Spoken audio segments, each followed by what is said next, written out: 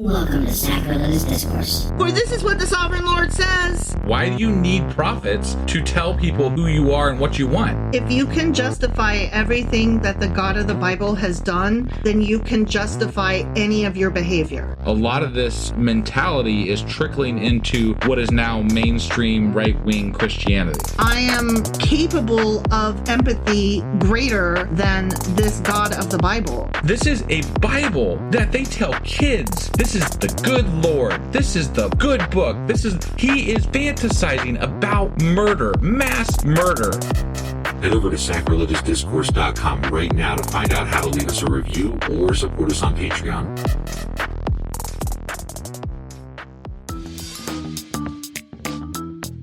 Hey there, sinners and saints. It's your favorite Bible-bashing duo from Sacrilegious Discourse, and we need your help. That's right, folks. We're raising funds for some heavenly equipment and a studio that doesn't sound like it's in the depths of hell. Our current setup, let's just say it's more apocalypse than audiophile. So if you want to hear us dissect the Bible without the background noise of demonic squirrels, chip in a few bucks. We're aiming for $5,000 to upgrade our audio and build a studio worthy of blasphemous banter. Donate today and help us spread the good word of atheism. You can find a link right on our homepage, sacrilegiousdiscourse.com. Every dollar counts. Even if it's from your collection plate.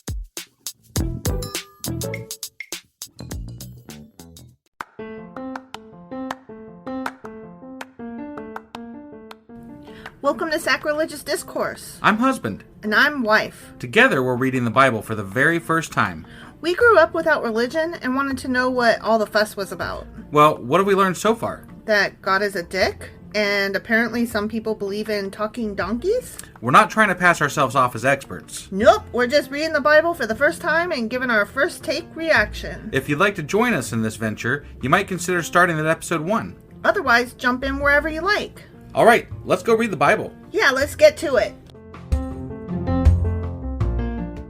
Husband! Wife! Do you know what we're doing today? We're going over some sort of a book, I think. Right, because it's Sunday. We're doing a Sacrilegious Book Club. That's the one, yeah. Yes. So what are we going over today? We are reading from a treasury of Jewish folklore. Stories, traditions, legends, humor, wisdom, and folk songs of the Jewish people. Okay. Edited by Nathan Osubel.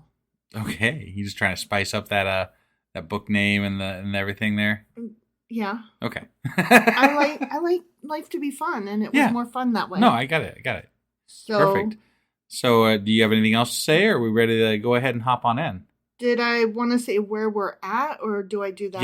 Yeah, let's go ahead and say where we're at. Okay, yeah. So part 1 was Jewish salt. Now we're in part 2, which is heroes.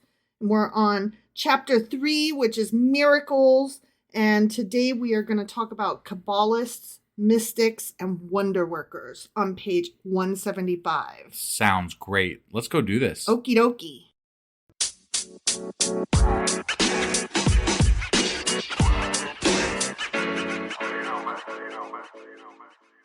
Okay, so we are in chapter 3, miracles. We're starting the section, Kabbalists, mystics, and wonder workers. So we're going to start that on page 175 with the introduction to that, which I was very grateful for because I don't really know what Kabbalists are. Okay. Do you? Not exactly. I mean, seems like they're mystical, magical things.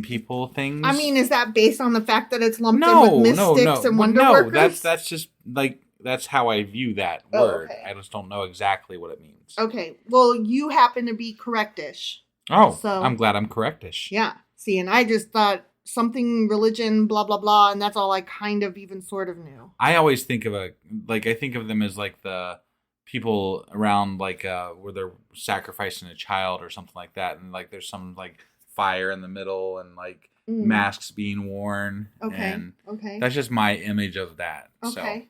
So. I'm following you. Yeah. Okay. You know what I'm saying, right? So this is a fairly lengthy intro, but it's really interesting, and because it has so much information in it, I'm going to read several excerpts from it. Okay. Okay.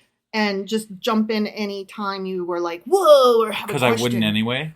Well, yeah, Okay. You would. I'm just reminding you that it's okay to do that. Oh, thank you Okay. for that reminder. Fuck off. Okay, so beginning with the Talmudic era, there crept into Jewish thought a persistently mystical and life-denying element. Okay? Okay. And then it talks a little bit about that stuff, and it's the shadowy world of Cabala. Okay? Okay. And then it says, but what is Cabala? It is not just one book, but an entire body of esoteric knowledge which had been created in the course of some 2,000 years by those daringly imaginative but sickly minds, the Kabbalists. Okay. They were men disenchanted with life who sought to construct a bridge between this veil of tears and God. Okay? Ah, okay. They were very God intoxicated, and they were religious to the point of ridiculousness, to where like they lived their whole lives trying to feel God and find God and seek God. Got it. Okay. Got it. Yeah. To find God, the Kabbalists renounced the world with all its snares of the senses. They substituted intuition for reason, spirit for flesh, the hidden for the visible, and the unknown for the known. Got it. It sounds a lot like your MAGA Christians. I was gonna say. Just saying. Yeah. And that's a really fair comparison, I think, because Right. these people are like cuckoo beans. Yeah. Yeah. Okay. And we'll get into a little bit later why Kabbalists and Kabbalism Mm-hmm. became so easily accepted, adopted. Okay. Okay. Well, I think anytime you're talking about intuition, right? Like intuition is a very sexy thing. It is. You know, like it's. But there's a historical reason why it was so easily accepted and adopted. Got it. Okay. That's what I meant. I got you. You know, when the stars align and things are just right for kind of like Trump stumbled into the perfect moment for racism to rear its ugly head and come back alive, you know? Sure. Not that it was ever dead, but it was sleeping under the carpet. Right. And we could sweep a lot of it under the carpet and pretend it wasn't there. I mean, as long as you weren't a person of brown or black skin, of course. Right. You knew it was still there, but right. the rest of us could kind of just like, what? Well, we elected a black president. Yeah, exactly. Yeah. So, and I'm counting myself in that. I knew that racism was a thing still, but I didn't know to what extent and what degree. And I bear some responsibility for that, obviously. It's funny. I think at the time that Obama was in office, I was actually immersed in, not that I've always known that racism is present and prevalent in our country, right? But I was in the midst of working as a store manager at a Dollar General at the time. Mm-hmm. And it was in a really predominantly black area, wasn't it? Well, it was in a predominantly poor area that was very heavily black, not completely, but it opened my eyes to a lot of what it meant to be the people living in that community, you know? And they're not bad people. They're just hard on their luck and shit on. Yeah. I mean, there's as many bad people there as there's bad people in rich communities, you know? Like, it's just, it's a different type of life. The difference being that the cops are not running around harassing the rich people. Yeah. Whereas you said that there was one girl who was constantly late to work because she was always getting pulled over. Well, I mean, she wasn't constantly late to work, but she did get harassed by the cops. I mean, it was like turn signals and bullshit, you know, like they literally... It was just crap, and she was working really hard, you know, and there's a lot of things that, it wasn't just people that I worked with, it was the community members, and like, they literally, you probably remember this, we went to a Goodwill one time, and one of my people that shopped at my store invited you and me to dinner. Yes, she was so sweet. Right. She was so excited to see you outside of the workplace and to see you with your wife out shopping, and she had nothing but hugs for both of us, and you had told me how she was your favorite customer, and so it was really exciting for me to see her, vice versa. So that was really cool. Yeah. So okay, let's get back into Cabala, sorry, though. I went off track. No, that's okay. We were dissing the MAGA crowd. There's always room for that in my life. Definitely. So Cabala loftily referred to itself as the hidden wisdom. And again, that just, the exclusive. You just have to be special to know. Right. Yeah, of course. If you know, you know. Right. And it represented that kind of knowledge which could be acquired not by ordinary reason, but by the illumination of the spirit. Again, if you would just open your mind, but keep it closed at the same time. Right. Yeah. Yeah. Then you'll find this. The history of the Cabala winds along a complicated and uncertain course. It is a strange mystical brew of diverse ingredients combining Jewish ethics, okay, let's try this one more time. Zoroastrian dualism. Wow, that's a mouthful. Pythagorean numerology, Neoplatonic emanations, and medieval Christian asceticism. Jesus Christ. So what? Magics from all over the place with a little smattering of math and astrology and like just enough of the little sciences to make it feel real and plausible. Got it. Yeah. Okay. Yep. So there were 2 books that the Cabala people, followers were like really excited about. Were they written by Ron L. Hubbard? They might well have been. Just kidding. Just kidding. One was called the Book of Creation, but there was an even bigger and better one called Splendor. Now, I'm not going to try to pronounce the other translation and interpretations of those because words are hard. Sure. So, Splendor, okay? Okay. And people erroneously use that term interchangeably with Cabala, but that the book itself is separate, okay? Yeah. So, it became the scriptures of later Kabbalists. Okay. Yeah. And next to the Bible itself, it was revered above all other Jewish works by its devotees and by awestruck superstitious folk. Interesting. Right? God damn it! There's another fucking rabbit hole here. I know. Like, I know. I'm what? Zoroastrian. Is that what you're looking up? I'm like looking at these books exist and stuff, and I'm like, yeah, I think we could probably find some good shit here. Yeah. Yeah. Just because. So. Yeah. I'm. Wow. We're never. This podcast will go on forever. Yeah. Because there's never going to be an end to it. Ever. I mean, I told you, like, I had read all of this stuff today, and it took me like 4 or 5 hours to get through all of this. Yeah. To figure out which bits I wanted to leave out. Right. Because there's so much. Yeah. So, I apologize for the things I have left out, and if it's not coming together well, it's my fault, not the fault of the book.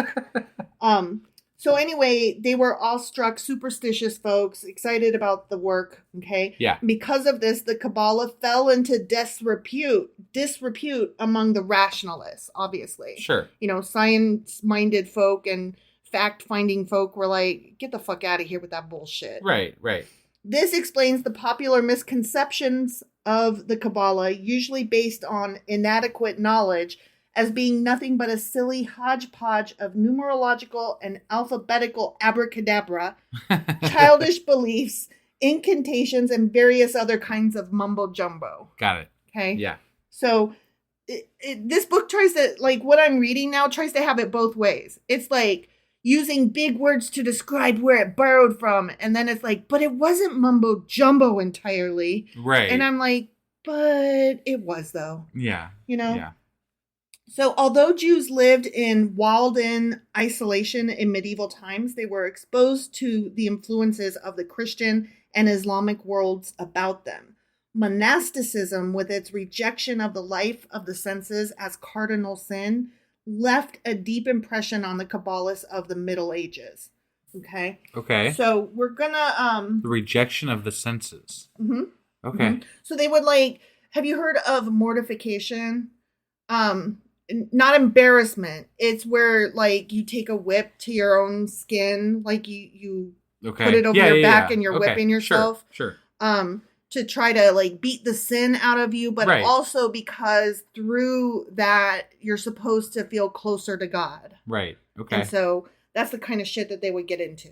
Okay. Sure. So now we're going to talk about the history, okay? Okay. So it is indeed a paradox of history that the Dark Ages among Jews had never really existed until the latter half of the 16th century. So at the very time when the medieval darkness had sent civilization reeling backwards in Europe, the Jews were probably the most enlightened people in the world. And then, the opposite happened. Right. When we were crawling out of that is right when they fell crawled into in. this Kabbalist Got it. bullshit. Yeah. Okay. So, as has been so often pointed out by historians, the Jews were instrumental to a large measure in kindling the bright flame of learning and rationalism that we found as we were climbing out of the Dark Ages. Right. Like, thank you to the Jewish for that. Right. Let's see. We're deeply developing in science and arts. Then the Jews were yielding to the hammer blows of their enemies, and they were growing culturally weaker. Okay. Yep. And superstition, excessive piety, and delirious Kabbalist dreams proved excellent modes of escape from the unhappy reality of Jewish life. Gotcha. So they had a reason to start thinking along these lines of, magic. Right. Escapism. Yeah. Yeah. In addition to harassment from death, hunger, epidemics, and persecution, the average Jew now had to endure the terror of a shadowy world haunted by unspeakable demons, specters, ghosts, and transmigrating souls. Okay? So that's what this brought to them. Now we're going to talk about this mystical sect of Kabbalism called Hasidism, which refers to the pious. Okay. Interesting. So, there's the Hasidic Jews. I'm assuming that's. I'm pretty sure that's relevant. what it is. Yes, I'm pretty sure that's what that is. Okay. But before we talk about that, I want to go back a little bit and talk about remember what I was referring to, why Kabbalism was so easily adopted. Right.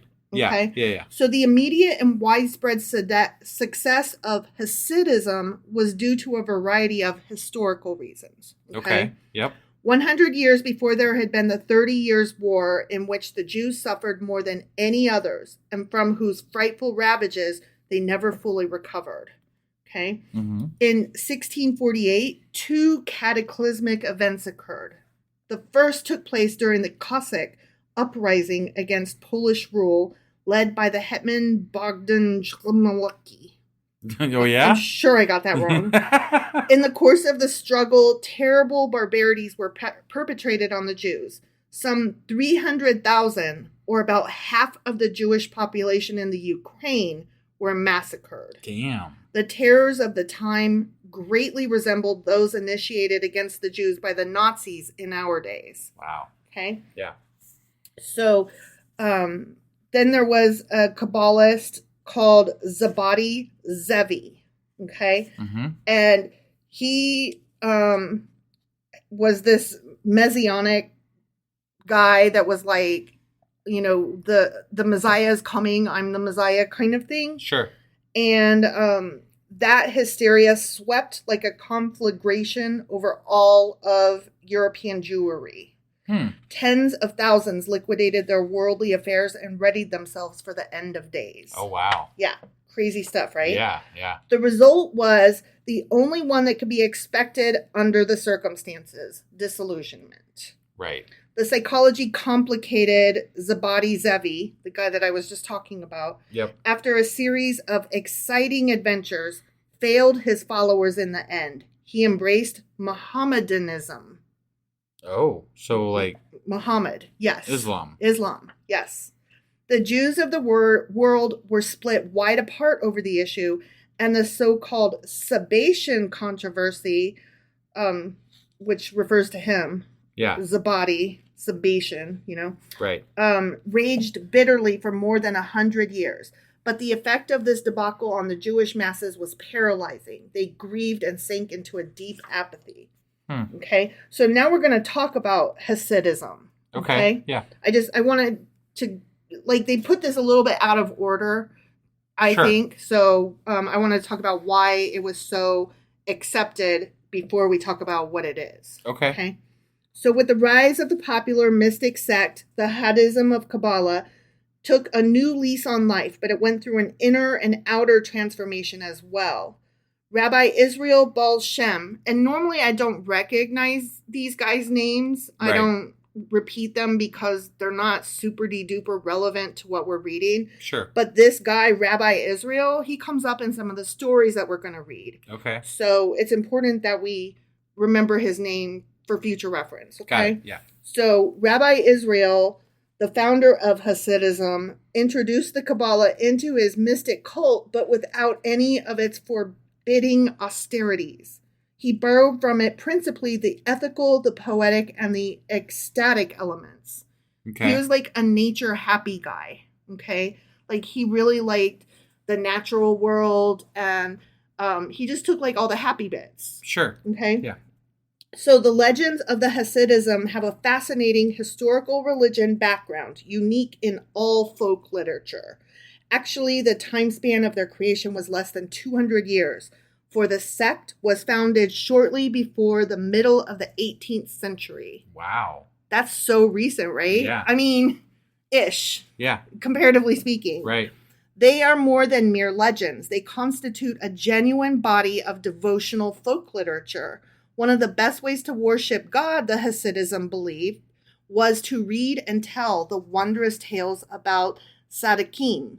The singing of melodies and dance were also considered forms of worship which could serve as substitutes for Torah study. Okay? Okay. So now we're going to go back to where we were, skip ahead a little bit. And when the people were suffering, a lot of them lived in ghettos and they could barely read. And so they were just reciting their prayers by memory. By rote. Like they were just parroting what they heard. Sure. And they weren't feeling it. So that's another reason why this stuff felt good. Yeah. You know, it went with the feeling instead of the knowing. It brought participation in instead of, right. Yeah. It was therefore as if an answer to a universal need for a comforter that Baal Shem, Rabbi Israel, appeared. He went from town to town preaching an evangel of faith and joy. Okay? Yeah. So remember, this is the guy that I'm telling you to keep in your mind. Right. Okay? Yep. Laughter, song, and the dance, he said, were the highest forms of prayer. So he gave them permission to like not have to know the words, to still be able to feel God in their lives. Right. Like you don't have to pray by reading the Torah. You can just feel the Torah and it still counts. Got it. Like kind of like just be good and be happy and be joyous and, you know, serve God the best you can. Sure. Yeah. Which there's something to be said for that. Yeah. You know? Yeah. Love of God, he declared, more important than formalistic religious worship, which is what I just said. Right. To do good among men was better than to observe the minutiae of law and ritual. Okay? Baal Shem, that's... Israel Baal Shem. Sanctified all that was humble, that was workaday, but all fundamental was his central doctrine of love of God and love of man. All life was holy, he said. The dry as dust, learned Talmudist or rabbi had less of a chance to taste the beatitude of the spirit and the rewards of paradise than the pure in heart and the humble, even though they might be literate. Sounds closer to like hippies than it really does. It really does. Because it's giving a chance for people who thought that they were not good enough to have God in their life. Like it's giving them a way to still be part of it and to still feel like they have a chance at God. Sure. So it's kind of cool, I think. But yeah, it does have a very hippie feel to it. Right. Hippie dippy with your crystals and your weed smoking and free love and all that shit. Right. The evangel of Hasidism that Baal Shem and his disciples preached was therefore as much of a socio-ethical nature as it was religious, which that goes to figure, you know, that, and that's another reason why it was so easily adopted, because it didn't just speak to their religious beliefs and their religious practices and the way they worshiped. It also impacted their daily lives as people. Right. So they adopted it as a society, not just as a religion. Right. Okay. It revitalized the Jewish spirit, revived hope, gave the people an affirmative philosophy of life that was warmly emotional, highly ethical, rich in earthiness, though very mystical. It was a livable, workable way of life, regardless of its admitted serious shortcomings. Okay? Yep. The rabbinic authorities, the Talmudic traditionalists, naturally condemned the new sect as heretical. Naturally. I mean... anything different is heretical. Right. Like, just think of, Protestants and Catholics, right? Right. The Martin Luther banging the things on the door, nailing the things to the door and saying we should be able to read, you guys are just making shit up and interpreting them willy-nilly. And I just read through all this shit, and that's actually not what it says. And you guys are taking bribes for people to get into heaven, and that's some bullshit right there. Right. So, whenever there's something new that comes around that's like, let's let the people be involved a little bit, what you say. Right. Then the ones in power are like, hold your horses. That goes for any time and place. Yes. And anything, really. Reading's only for those in power, and it just so happens that we are also in power. Right. Right? Right. So, they even pronounced the ban of excommunication against Baal Shem, Rabbi Israel. But all in vain. Hasidism was like a tidal wave sweeping over Galicia, Poland, Hungary, parts of the Ukraine, and Lithuania. Nothing could stop it, for it answered an urgent need. The Jewish masses could not survive spiritually without it. Okay. Unfortunately, Hasidism, like so many other religious sects, carried within itself the seed of corruption. It was inherent in the very institution, who became dynastic and was motivated sometimes by less than spiritual motives. You don't say. Right? So it's still present, but in a different format. Well, I think it's a very small portion at this point, from what I understand. And again, that's not a broad understanding of it. That's my thinking on it at this point. I have heard of Hasidic Jews, right? But they seem to be the smaller group of people that exist. Yeah. So. Oh, definitely. Isolated circles of Hasidism are still to be found even in New York, Boston, Philadelphia, and Chicago. Yeah. There are also Neo-Hasidism. Sorry.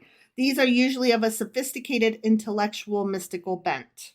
So we still find them, but, like you said, few and far between, and not really positive fully what they are. Right.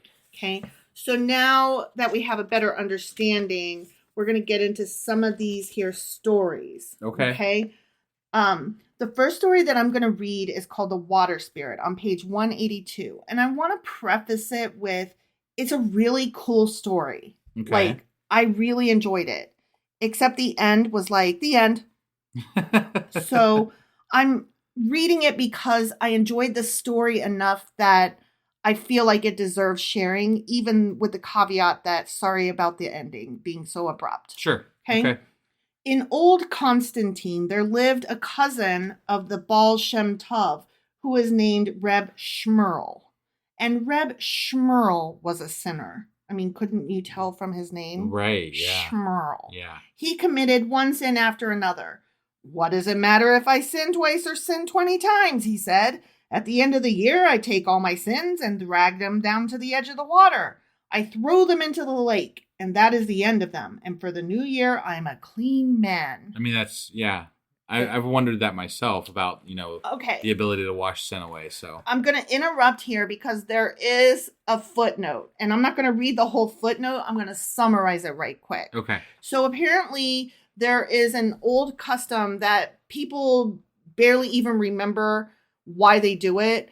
Every New Year, they go to a bridge and they empty their pockets into the lake to wash away. It's a symbolic washing away of your sins as you enter the new year. Right. Okay. Now, a lot of people just do it because it's tradition without really understanding why they're doing it or what it is. Sure. Okay. And so he's saying, like, physically carrying the sins as though they are tangible objects that can be. So this story personifies sins as an object that you pick up and carry to the water. Got it. Yeah. So Reb Shmuel lived from year to year, and each year the sea became a little blacker because of the sins he threw into it. And each year the bundle of sins that he brought down to the edge of the water was greater than that of the year before. Sure, why not? You get away with murder, then you become a serial killer, right? The lake is so close to my house, he laughed. I have not far to carry my sins. Let there be few more in the bundle. He's like, who fucking cares? It's just water. Doesn't matter to me. Right. But his wife said, it is because of your sinning that God does not send us a son. His wife was a holy woman. Reb Shmuel said, do you really think that is so? And she said, yes. Then he said, well, perhaps it really is so, and he thought no more about it. And that same year, he committed a sin that was uglier than all the sins he had ever made. Damn. The sin was huge. And shapeless. Shapeless. Okay. It was like a great sponge oozing and dripping with mud. That's one nasty ass. It was so bad. Like, it doesn't tell you what it is, but I'm like, what is the worst sin you could do? Did he rape somebody? I mean, that's what it sounds like, right? Yeah. He could hardly find a place to hide it until the end of the year when he would throw it into the lake. He put it into the basement of his house, but there the sin seemed to grow larger, to expand until the basement was not high enough to hold it, and the mud of the sin began to squeeze itself through all the cracks and to ooze into the rooms of the house and to fill every corner of the house with its damp, crawly smell. At last, New Year's Day came. Reb Shmuel took hold of the sin in both his arms and by pulling with all his might, managed to squeeze it through the door of his house. Wow. He got it out of the house, then he pushed and rolled it down to the lake. Awesome. Whew. Yeah, that was close. There, he said. Yeah, I'm rid of that. That's what he said. Okay. Okay. The lake was angrier than ever because it too was personified in the story. Yeah. It hissed and shook itself and heaved itself upward, trying to hurl the sin back to the shore. Yet all of its rebellion was of no use, for it had been ordained when the waters were created that on New Year's Day they had to receive into themselves all the sins of men and cleanse them. So at last the lake became quiet and set to work to cleanse the sin. But the deed of Reb Shmuel was not forgotten. The waters waited for vengeance. Okay. Reb Shmuel saw that his hair was becoming gray. You thought that was the boring end, right? Maybe. It's not. Okay. All right. Yeah. He saw that his hair was becoming gray and his wife had passed her best years and still they had no children. At last he said, I will go to my cousin, Rabbi Israel. Okay, so that guy, you know. They say he performs wonders for every stranger that comes to his door. As for me, I'm a member of his family. Right. You got an in. Yeah. I guess we're to take that, nepotism is a thing. Sure. I mean, look, everybody talks about nepotism like, I would never. I'm here to tell you what, if I know somebody that works at the company that I want to work for, I'm going to take advantage. I am a writer. If I know somebody who is an editor or agent or knows an editor or agent, I am contacting them. Well, yeah. I don't understand why we act like nepotism is bad. Like none of it. It's called networking, Yeah, but sometimes it goes too far. Yeah, but who gets to decide when nepotism is okay and when it's not? You know what I mean? Prosperity or failure of a company, really. Yeah, but if the company fails, then nepotism didn't work, did it? Right. And like, for example, there was an article I read recently, like Nepo baby is like the word of the year right now or whatever. Sure. Okay.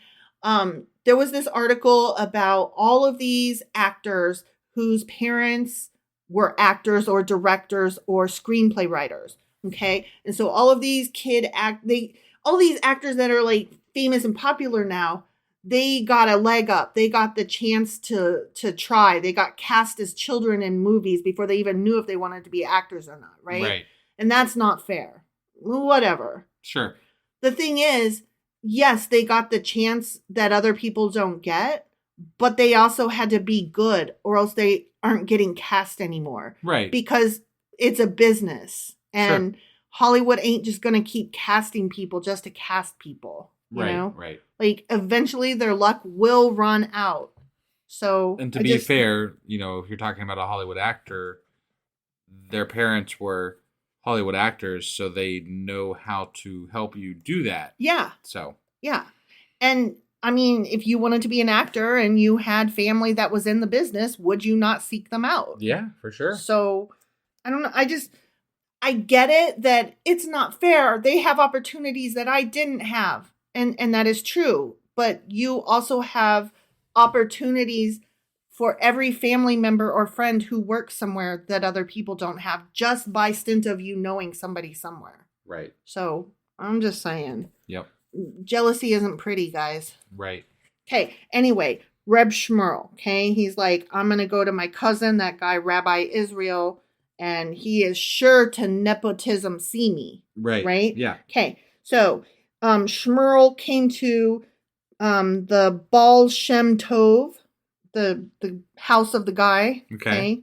And he said, cousin, I am growing old and I would like to have a son to live after me. Rabbi Israel talked with him for a while and remembered Shmuel's wife, the holy woman. Okay. Right. Okay. At last the master said, go home. I can only promise you that you will have a son. But what more did I ask? said Reb Shmuel, and he began to dance with delight. But the Baal Shem shook his head. He looked pretty sad. He's gonna die. I don't know. I mean, he's gonna die. We've got an angry water who's planning vengeance. Yeah. We've got a sad rabbi who's not thrilled at the notion of helping dude have a kid. Where is this going? So he's gonna have a kid, but he's not gonna live to see the kid grow up. The Baal Shem Tov's promise was fulfilled. Yeah. Don't forget that the word Baal here means master. Right. Okay. So anyway, his promise was fulfilled. Before the year was over, Shmuel's wife gave birth to a strong and beautiful boy. If we ever have another cat, we are naming it Shmuel. Okay. Okay? Yeah. I really like that. Yeah, not Ball. Baal Shmuel, maybe. Ball Schmerl. Baal Shmuel. There you go. Oh my God, I love it. Okay, so they gave birth to a strong and beautiful boy. The father was so proud that he said, I will go at once on another journey to Rabbi Israel and thank him for what he has done for us. Like, he's the one that gave us the baby. It wasn't me fucking you and my sperm fertilizing your egg inside your vaginal canal uterus stuff. Well, no. Apparently they've been trying for a while, so, you know. Right. Then the Baal Shem Tov said to him, oh, wait. I skipped a paragraph. Sorry. Okay. He's going to go thank him. Okay. Yeah. Then he came again to the town and entered the cottage where the master sat studying. The master looked up at him, and the master's eyes were filled with deep, compassionate sorrow. When Reb Shmuel looked into the eyes of Rabbi Israel, all his joyous words faded from his lips. He did not know why, but he wanted to weep. Suddenly, he was crying like a child. Okay. Then the Baal Shem Tov said to him, your son will grow into a strong and happy boy. Yeah. But on his 13th birthday, he will go into the water and drown. Oh, damn. Damn, right? Reb Shmuel cried like a woman. He fell on his knees to Rabbi Israel and begged, help me. Why wouldn't you just keep your kid inside for his 13th birthday? And that's pretty much what they decide. Oh, okay. Everyone knows that the Baal Shem Tov was not fond of weeping, but he remembered that the wife's man was a holy woman. Now he lifted up his cousin and said, the lake is angry with you because of that terrible black sin that you threw into it. There was only one way to save your son. On his 13th birthday, he must be kept away from the water. Reb Shmuel thanked him with all his heart. Reb Shmuel was filled with joy. His tears were forgotten. That is not difficult at all, he said. On his 13th birthday, I will keep him away from the water. Right. Joy. Yeah. He was ready to run off on his way back home. But Rabbi Israel called to him and said, do not think it is so easy to remember. You will surely forget the danger that awaits your only son. Okay. Reb Shmuel said, how could I forget?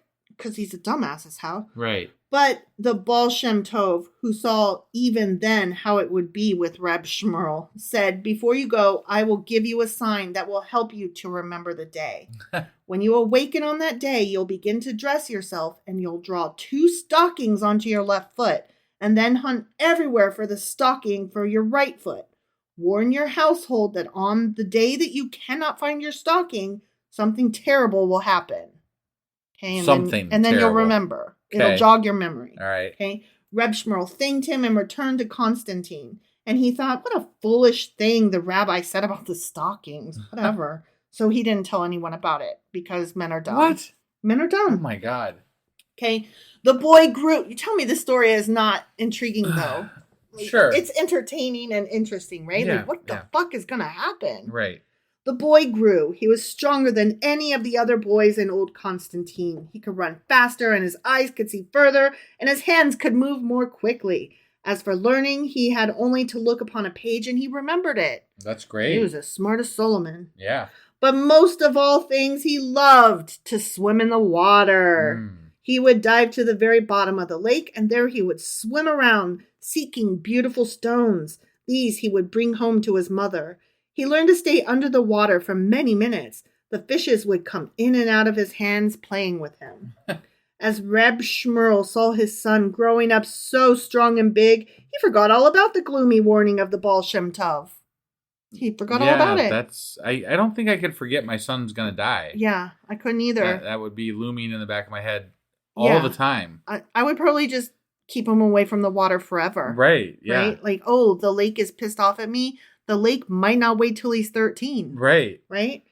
By the time 13 years had passed, he did not remember Rabbi Israel's prediction at all, and he prepared to celebrate the bar mitzvah of his only son with a great feast. Okay. On the morning of the boy's 13th birthday, Reb Shmuel was awakened by the heat of the sun on his face. It was hotter than it had ever been before, he thought. He felt his whole body burning as if it were inside a furnace. Yeah. He began to dress himself. Okay. He felt very uncomfortable. He felt he had not slept enough. He was angry because the sun had awakened him and his head hurt with the heat. Okay. He drew a stocking onto his left foot, and then he stopped to wipe the sweat from his body. And then without looking what he was doing, he drew his other stocking onto his left foot. Then he looked for the stocking for his right foot. He looked among the clothes and did not find it. And this isn't ringing any bells. Right. He looked under the bed and did not find it. He got up and began to hop around the room, hunting for another stocking. He stumbled into the next room and blundered all over the house, knocking over chairs and hurting his knees and falling and balancing himself against the wall because apparently he does not know how to walk unless there is a stocking on both his feet. And he muttered and cried with anger because the day was very hot and he could not find his other stocking. He shouted and woke his wife. "What's the matter?" she said. "Where is my other stocking?" said Reb Shmuel. Then his wife arose to see what was troubling him. He pointed to his leg and muttered, "Someone has hidden my other stocking. I can't find my other stocking." Typical man, right? Yeah. Someone. Right. Somebody did it. Right. Have you seen my? Who moved my? Where's my? Where did you put my? Yeah, somebody else did it. Never you, husband. So the holy lady looked at her husband and saw that he was wearing 2 stockings on one foot because women can see things better somehow. Right. For when he went jumping around, his stockings had become loosened. "Look, Shmuel," she laughed, "you have both of them on your left foot." Dum-dum. I added the dum-dum, but she might as well have said it. Sure. He looked and he saw. Then suddenly he remembered the words of Rabbi Israel. Wow. Yay. Yeah. And he began to tremble and he ran to the room where his son slept. The boy was not in his bed. Oh, shit. Reb Shmuel ran to the door. He looked through the doorway and saw the boy already on his way to the lake. Oh, man, you better go fast. Reb Shmuel shouted to his son, "Come back!" Yeah. But the boy answered, "It's fucking hot. I want to swim in the water, God damn it." "Come back!" cried the father, but the boy would not come back. And that's why you need to bust that ass. Just kidding. Don't beat your children. But you do have to find a way to where when you tell them to do something, they obey. Like, so they don't die. Right. By getting drowned in a vengeful lake full of a tangible sin that is muddy. Yeah. Okay. So the boy would not come back. Then, with one foot covered and the other foot bare, which apparently is a big fucking deal, Reb Shmuel began to run after his son. The boy ran swiftly. The father saw him nearing the lake. "Master, help me," cried the father, and he named the name of Rabbi Israel. Then the boy tripped over the root of an old tree. Woohoo! Oh, man. Before he could rise to his feet again, his father was at his side. Mm-hmm. "Come home with me," said the father. He led the boy to the house and placed him in a room and locked the door. It became very hot. The boy cried and beat on the door. "Let me go to the lake," he screamed. "I want to go to the lake." It made me think of Veruca Salt in Willy Wonka. "Daddy, make time go faster." Right. But they would not open the door. At last, the boy begged them only to let him out of that room because it was so very hot in there. But they would not let him out of the room. After that, he begged them to give him a pan of water with which to cool his body. But Reb Shmuel was afraid to give him even a glass of water to drink. Oh, Jesus. And after several hours, the boy became worn out and weak and fell to the floor and slept. Many people went to bathe themselves in the lake that morning. As the sun rose higher, the lake became filled with swimmers. They laughed and sported in the cool water. When the sun reached the middle of the sky and blazed angrily down on the earth, then nearly every soul in old Constantine was bathing in the lake. At exactly the hottest moment of noon, a disturbance began in the water. Ripples grew in circles around a certain spot near the shore, as though a stone had been thrown into the water there. The ripples widened and became a swirl. Okay. And out of the midst of the swirl, a hand appeared, reaching up from the water. The full arms appeared, hairy with greenish seaweed. Jeez. And after the arms came long, floating seaweed hair. A head rose from the water, and a neck and shoulders and the upper part of a body, all hairy with greenish seaweed. Okay. Then the head turned slowly from one side to another, and the arms reached outward, and the eyes looked into the faces of all the bathers. The mouth moved. The voice was harsh and deep. "One is missing," it shouted angrily, and the head sank back into the sea. When the sun had gone down and night had come, the parents opened the door where the boy lay, worn out, sleeping. They woke him and gave him wine to drink and dainty things to eat, and they held the feast of his 13th birthday. The end.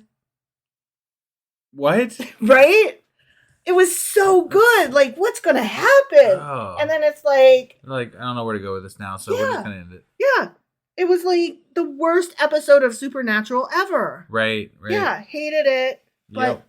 But it was good right up until that last couple sentences, right? Yeah. Like, what's going to happen? Is he going to get up and walk into the house? Right. Like, I was seeing a monster, you know? Yep. How'd you feel about it? I mean, that was a crap ending, but it was a good story. Yeah. Okay, the next one is called the Book of Mysteries, and it starts on page 186. Okay? When the children of Horodenka ceased to sing, Israel was no longer content to remain in that place. We're talking about that same Rabbi Israel guy. Right, okay? yeah. He wandered again and returned to the town of Okup, where he had been born. There he became the watcher of the synagogue. The desire for knowledge came into him, and the joy that was given him by flowers and beasts in the forest was no longer sufficient. His mind was afire and thirsty, but his thirst could be quenched only by those waters that had cooled for ages deep in the deepest wells of mystery, and the fire within him was the sort that burns forever and does not consume. The innermost secrets of the Cabala were for him, and they were only as stars of night against the sun, for to him would be revealed the secret of secrets. Okay. The boy lived in the synagogue, but since the time for the revelation of his power was yet far away, he did not show his passion for the Torah to the men of the synagogue. By day, he slept on the benches, pretending to be a clod, but as soon as the last of the scholars blew out his candle and crept on his way home, the boy who would become Rabbi Israel rose and took the candle into a corner and lighted it, and all night long he stood and read the Torah. Mm-hmm. In another city, okay, so Yeah. that was the boy Israel. So somewhere else, we've got Rabbi Adam. Okay.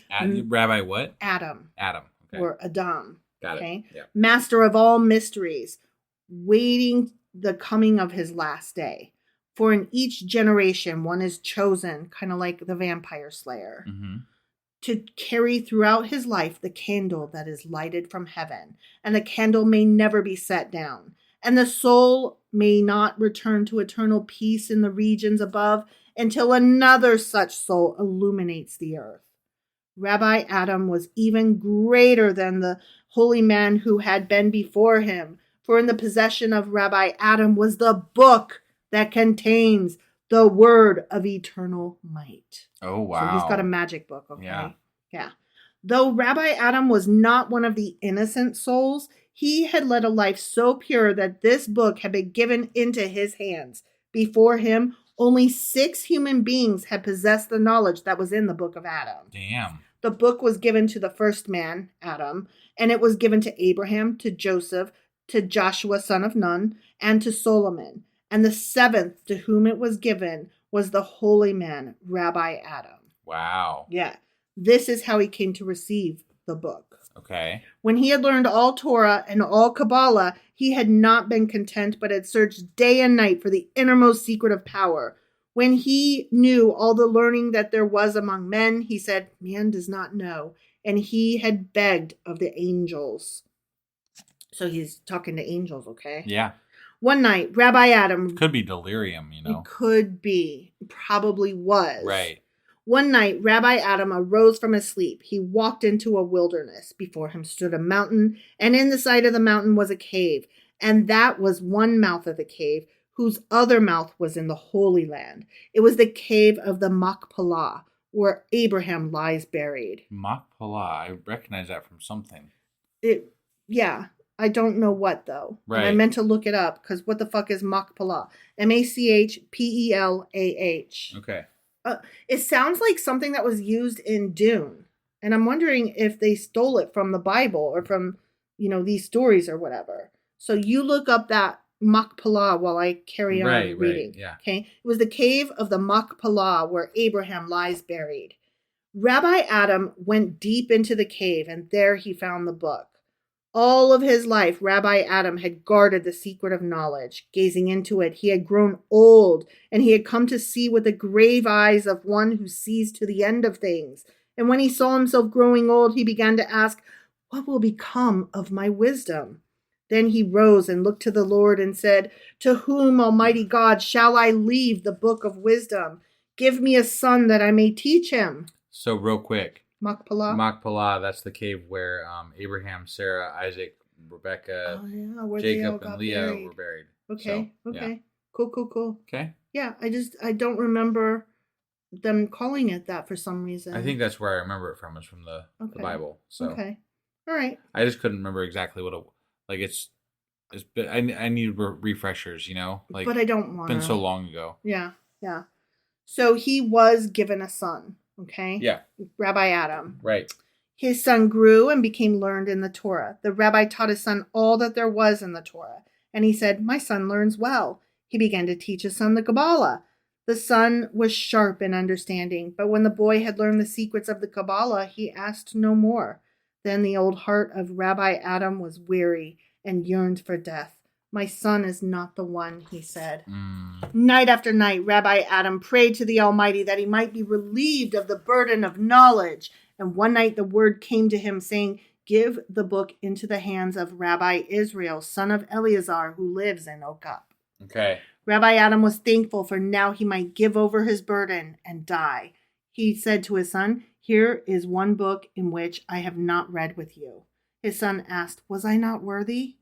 You are not the predestined vessel, said Rabbi Adam. You would break with the heat of the fluid. Then he said to his son, seek out Rabbi Israel in the city of Okap, for these leaves belong to him. And if he will be favorable toward you and receive you as his servant and instruct you in his Torah, then count yourself happy. For my son, you must know that it is your fate to be the squire who gives into the hands of his knight the sword that has been tempered and sharpened by hundreds of divine spirits that now lie silent under the earth. Okay. Soon Rabbi Adam died. His son did not think of himself, but thought only of fulfilling the mission his father had given into his charge. Like, I was so scared when I was reading this that, oh no, is he going to be a shitty son and be Right. like, fuck ever, or like jealous or angry? But no, he's a good boy. Yeah. He's good. Okay. He deserted the city of his own birth and, taking with him the leaves of the book, went in search of that Rabbi Israel of whom his father had spoken. The son of Rabbi Adam came to the town of Okup. He wished to keep secret the true reason of his coming. So he said, I am seeking a bride. I would marry and live my life here. The people of the town were delighted and felt greatly honored because the son of the holy man Rabbi Adam had chosen to live among them. Every day he went to the synagogue. There he encountered scholars and holy men and rabbis. He asked their names of them, but he did not meet with anyone called Rabbi Israel, son of Rabbi Eleazar. Often, when all the others had gone from the synagogue, Rabbi Adam's son remained studying the Torah. Then he noticed that the boy who served in the synagogue also remained there. He saw that the eyes of the boy were bright with inner knowledge and that his face was strained with unworldly happiness. Rabbi Adam's son went to the elders of the house of prayer and said to them, Let me have a separate room in which to study. Perhaps I shall want to sleep there sometimes when I study late into the night. Then give me the boy Israel as a servant. Ew, that could be gross in today's times. Like, no, you may not, sir. Right. Why has he chosen the boy Israel, who was a clod? The elders asked. Then they remembered that Israel was the son of Rabbi Eleazar. He has chosen him to honor the memory of his father Eleazar, who was a very holy man. Okay. When the boy came to serve him, the son of Rabbi Adam asked, What is your name? Israel, son of Eleazar. The master watched the boy and soon came to feel certain that this was indeed the Rabbi Israel whom he sought. One night, he remained late in the synagogue. He lay down on a bench and pretended to be asleep. He opened his eyes a little, and he saw how the boy Israel rose and took a candle and lighted it and covered the light, standing in a corner and studying the Torah. For many hours, the boy remained motionless in an intensity of study that the rabbi had known only in his father, the holy man, Rabbi Adam. All night long, the boy studied, and when the sunrise embraced his candle flame, he slipped down upon the bench and slept. Then the rabbi arose and took a leaf from the holy book his father had given him and placed the leaf on the breast of Israel. Soon the boy stirred and, sleeping, reached his hand toward the page of writing. He held the page before his eyes and opened his eyes and read. As he read, he rose. He bent over the page of mysteries and studied it, and his whole face was aflame. His eyes glowed as if they had pierced into the heart of the earth, and his hands burned as if they lay against the heart of the earth. When full day came, the boy fell powerless upon the bench and slept. The rabbi sat by him and watched over him until he awoke again. Then the rabbi placed his hand upon the boy's hand that held the leaf out of the book. The rabbi took the other pages of the book and gave them to him, saying, Know that I place in your hands the infinite wisdom that God gave forth on Mount Sinai. Wow. This is that book. Right. Okay. Right. Wait. Gave forth on Mount Sinai, so that's when Moses was there. Mm-hmm. But apparently Adam had this and Abraham had this, which is before Mount Sinai. Yeah. So Yeah. that doesn't make a whole lot of sense. No. Okay. The words that are in this book have been entrusted only in the hearts of the chosen. When no soul on earth was worthy to contain its wisdom, this book lay hidden from man. For centuries, it was buried in unreachable depths. But always there came the time for its uncovering. Again, it was brought to light and again lost. Also, if it was around when Adam was around, didn't the world flood? Yeah. Wouldn't that destroy most books? Unless Noah took it with him somehow. But Noah wasn't one of the people. I know, right? So that doesn't make any It was sense safe either. in a cave. I'm just saying, like, Yeah. you know, there's some things, there's some, Loose threads. there's threads, yeah. Plot bunnies. Yeah. My father was the last of the great souls to whom it was entrusted. I was not found worthy of retaining it, and through my hands my father transmit this book to your hands. I beg of you, Rabbi Israel, allow me to be your servant. Let me be as the air about you, absorbing your holy words, that otherwise would be lost in nothingness. Israel answered, Let it be so. We will go out of the city and give ourselves over to the study of this book. the son of Rabbi Adam, went with Israel to live in a house that stood outside of the town. There, day and night, they were absorbed in the study of the pages that contained the words of all the mysteries. Israel was as one who feeds on honey and walks on golden clouds. His soul swelled with tranquil joy, and his heart was filled with the peace of understanding. Often he went with the leaves of the book into the forest, and there the words of the book were as the words spoken to him by the flowers and by the beasts. But the son of Rabbi Adam was eaten by that which he fed, and yet his hunger grew ever more insatiable. The grander the visions that opened before him, the greater was the cavern within himself, and he was afraid, as one who stands on a great height and looks downward. Each day his eyes sank deeper and became more red. Rabbi Israel, seeing the illness that had come upon his companion, said to him, "What is it that consumes you? What is it that you desire?" Then the son of Rabbi Adam said, "Only one thing can give me rest. All that has been revealed to me has set me flaming with a single curiosity, and each new mystery that is solved before me only causes a greater chaos in my mind and a greater hunger in my heart. What is the one thing that you desire?" Sounds like what Lucifer always asks in the show Lucifer. Yep. What is it you desire? "Reveal the word to me." The word is inviolate, cried Rabbi Israel. But the son of Rabbi Adam fell on his knee and cried, "Until I see the end of all wisdom, I cannot come to rest. Call down the highest of powers, the giver of the Torah himself. Force him to come down to us, otherwise I am lost." Then the master shrank from him. He said, "The hour has not yet come for his descent to earth." His companion was silent. He never pleaded with Israel again. But each day Rabbi Israel saw his face become darker and his body become more feeble. The hands were weak and he could hardly turn a leaf. Rabbi Israel was torn with pity for his companion. At last he said, "Is it still your wish that we name the giver of the Torah and call him to earth once more?" The son of Rabbi Adam remained silent, but he lifted his eyes to the eyes of Rabbi Israel. They were as the eyes of the dead come to life. "Then we must purify our souls that they may reach the uttermost power of will." On Friday, the two rabbis went to the mikvah, where they bathed in the spring of holy water. From Sabbath to Sabbath, they fasted. So from one Friday night to the next Friday night, a whole week, they fasted. And when they reached the height of their fast, they went again to the mikvah and purified themselves in the bath. On the second Friday night, they stood in the house of prayer. They called upon their own souls and said, "Are you pure?" Their souls answered, "We have been purified." Then Rabbi Israel raised his hands into the darkness and cried out the terrible name. The son of Rabbi Adam raised his arms aloft, and his feeble lips moved as he repeated the unknowable word. But in the instant that the word left those lips, Israel touched him and said, "My brother, you have made an error. Your command was wrongly uttered. It has been caught by the wind. It has been carried to the Lord of fire. We are in the hands of death." Oh, no. "I am lost," said the son of Rabbi Adam, "for I am not pure." "Only one way is left to us," cried Rabbi Israel. "We must watch until day comes. If one of us closes an eyelid, the evil one will seize him. He is lost."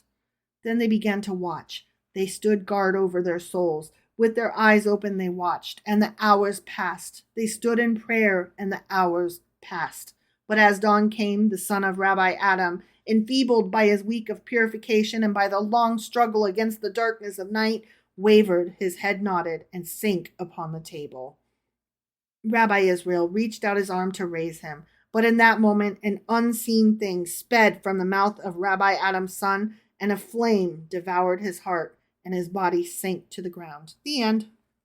Okay. That was interesting. Yeah. And it was long. It was. Yeah. I was just letting you get through it, honestly. I'm like, wow. Yeah. We're at an hour. Yeah. I'm sorry. I'm like. There were a couple more that I liked as well, but I'm not going to force any more upon you.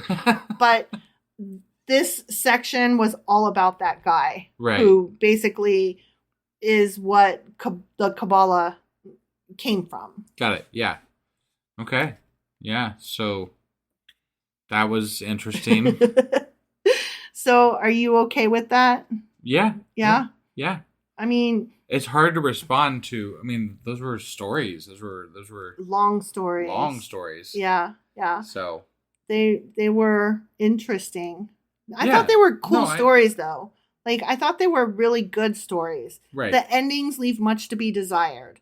But the stories themselves, I was wrapped. You Right, know? I right. was enthralled. I didn't want to put it down. I was like, what's going to happen next? I mean, to be fair, the Bible itself and the Old Testament, at least thus far, has some trouble wrapping stories up too. So yeah, there's it seems to be a theme of the Mhm. back then.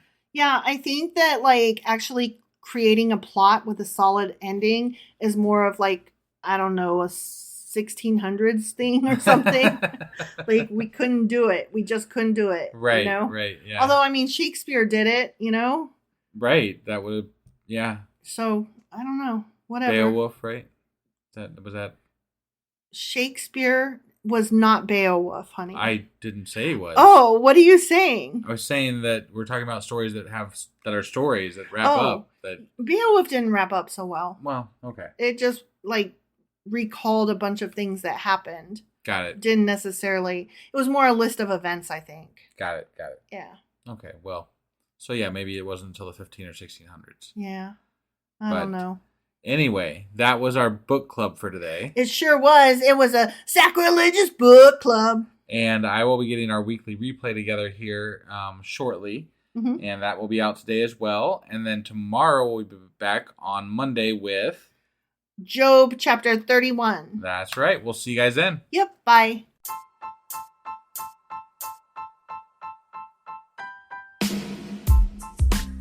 Hey, wife, I guess that's the end? But husband, that's just sad. It doesn't have to be. We are on lots of social media platforms like Twitter. Our handle there is sacrilegious_D. For D's nuts. Oh my God. Stop doing that. Anyway, we're also on Facebook, Instagram, and Pinterest. There's a link to all of our social media sites at our website. Ooh, we have a website? Yeah, it's sacrilegiousdiscourse.com, where you can also find a link to our merch shop. We have a merch shop? Yep, we have podcast-themed clothing, mugs, notebooks, and more, as well as an atheist and science-themed products. Wow, our fans should really go check that out right now. Definitely. They can get in touch with us by sending an email to sacrilegiousdiscourse@gmail.com. But before they do that, we could really use some help. Oh yeah? With what? Well, it's not free running the podcast, and we need some financial support in order to get better equipment, which will free up time so we can concentrate on our podcast and our fans. Okay, so what should they do? Head over to patreon.com/sacrilegiousdiscourse and sign up as a contributor on our podcast. Supporters there receive additional bi-weekly episodes that we record just for our Patreon members for as little as $2 a month. Also, we'd really appreciate it if you would like and subscribe on whatever platform you're using. And Apple Podcast reviews help us out tremendously. Like and subscribe. Leave an Apple review. Join us on Twitter. Support us on Patreon. That's a lot of instructions. Don't forget to say thanks. Thanks! Okay, bye.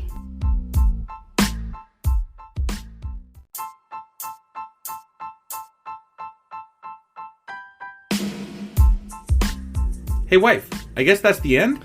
But husband, that's just sad. It doesn't have to be. We are on lots of social media platforms like Twitter. Our handle there is sacrilegious_D. For D's nuts. Oh my God. Stop doing that. Anyway, we're also on Facebook, Instagram, and Pinterest. There's a link to all of our social media sites at our website. Ooh, we have a website? Yeah, it's sacrilegiousdiscourse.com, where you can also find a link to our merch shop. We have a merch shop? Yep, we have podcast-themed clothing, mugs, notebooks, and more, as well as an atheist and science-themed products. Wow, our fans should really go check that out right now. Definitely. They can get in touch with us by sending an email to sacrilegiousdiscourse@gmail.com. But before they do that, we could really use some help. Oh yeah? With what? Well, it's not free running the podcast, and we need some financial support in order to get better equipment, which will free up time so we can concentrate on our podcast and our fans. Okay, so what should they do? Head over to patreon.com/sacrilegiousdiscourse and sign up as a contributor on our podcast. Supporters there receive additional bi-weekly episodes that we record just for our Patreon members for as little as $2 a month. Also, we'd really appreciate it if you would like and subscribe on whatever platform you're using. And Apple Podcast reviews help us out tremendously. Like and subscribe. Leave an Apple review. Join us on Twitter. Support us on Patreon. That's a lot of instructions. Don't forget to say thanks. Thanks! Okay, bye.